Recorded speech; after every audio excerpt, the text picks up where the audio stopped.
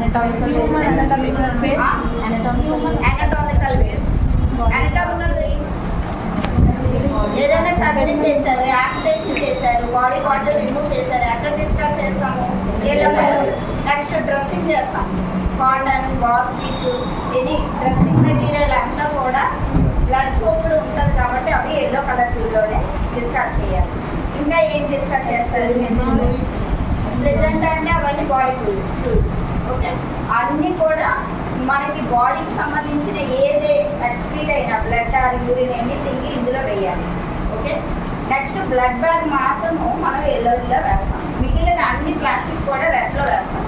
ఎందుకు red bag అంటే red bag final treatment ఉంటుందా? ఇప్పుడు వేస్ట్ అంతా ఎల్లో కలర్ బ్యాగ్లో ఉన్నది అంతా వాళ్ళు తీసుకొని వెళ్ళి ఫైనల్గా ఒక ట్రీట్మెంట్ చేస్తారు. దాన్ని కొన్ని కాల్ చేస్తారు, కొన్ని పోర్చడము, నీడిల్స్ అలాంటివి అయితే డంపింగ్ చేయడం ఇవన్నీ చేస్తారు.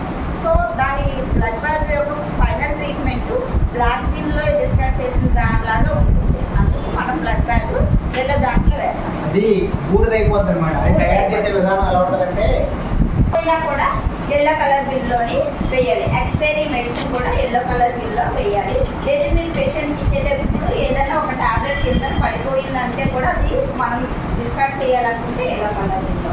ఇవన్నీ కూడా చూసారు కదా, body parts and contaminated bodies and cytotoxic drugs అంటారు. కొన్ని కీమోథెరపీ ట్రీట్మెంట్ డ్రగ్స్ కూడా ఏమైనా ఉంటే అవి ఎల్లో కలర్ బిల్లో.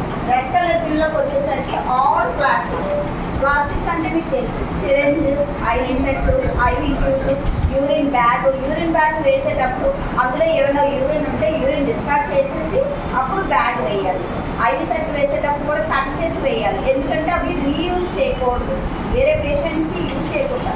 సిరెంజ్ కూడా ప్లంగర్ అండ్ బ్యారెల్ రెండు సెపరేట్ చేసి వేయాలి. ఏది డిస్కార్డ్ చేసినా అది కట్ చేసి వేయాలి, మళ్ళీ యూజ్ అవ్వకుండా. ఓకే, డయాలసిస్ కిట్స్ కానీ, యూరిన్ బ్యాగ్ కానీ, ఐవి బాటిల్స్ కానీ, ఎనీ ప్లాస్టిక్స్, మీరు బ్లడ్ కలెక్ట్ చేసిన ట్యూబ్స్ ఉంటాయి, బ్యాక్టీరియస్, అవి కూడా రెడ్ కలర్ బ్యాగ్లో వేయాలి. ఇది white means PPC containers, puncture proof container.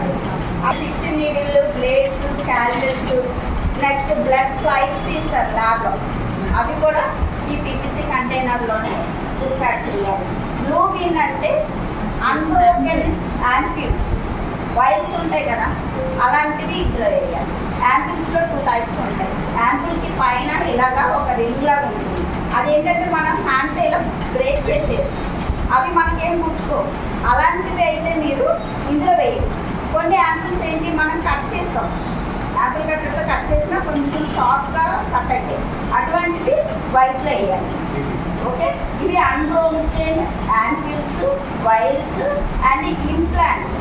ఏమైనా ఇంప్లాంట్ రిమూవల్ అయ్యింది అనుకోండి, అవి బ్లూ బిన్లోనే వేయాలి. ఏవన్నీ సిజర్స్ అలాంటివి.